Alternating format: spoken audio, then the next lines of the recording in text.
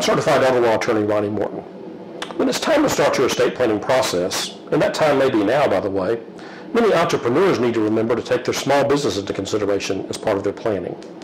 Whether you own the entire business outright, and work for yourself, or simply own a portion of an entity, you'll need to leave instructions for your family to follow following your death. By working with a business lawyer and an estate planning attorney in advance, you can save your family business, your partners, and even your customers a lot of unnecessary hassle down the road. What happens to the business may depend on the form of ownership that you've chosen. Is it a sole proprietorship? Generally speaking, if a sole proprietor dies, the business can come to a rather abrupt end. If there's someone that you trust that's interested in taking over when you're no longer able to run it yourself, it would be a good idea to stipulate that the assets of the business are inherited or possibly purchased by that individual. Is your business a partnership? It's likely that your partnership agreement has already laid out plans of what will happen if you or one of the other partners passes. If not, then it makes sense to get together with other partners and come to a workable plan, a workable solution in the event that one of you dies.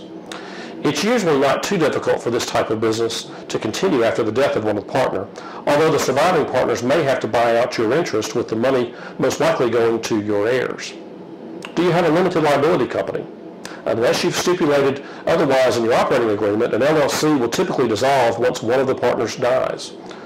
Is it a corporation? When one owner of a corporation passes away, it usually doesn't have any major legal implications for the corporation.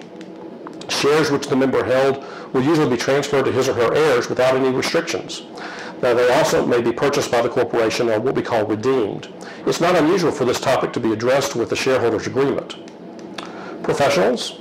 If you're a lawyer, a doctor, a dentist, a pharmacist, or other licensed professional, planning your business upon your death or incapacity is especially important, because not everybody can own that type of business.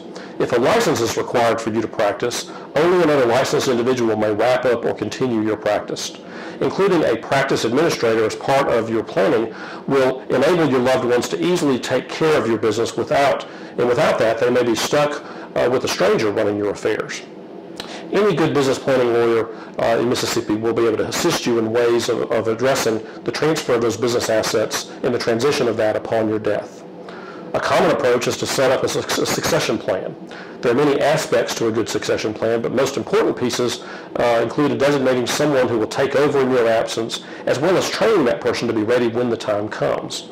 Succession plans can be built a bit daunting, especially with the sole proprietorship, where the proprietor hasn't given much thought at all into how the business would survive without them.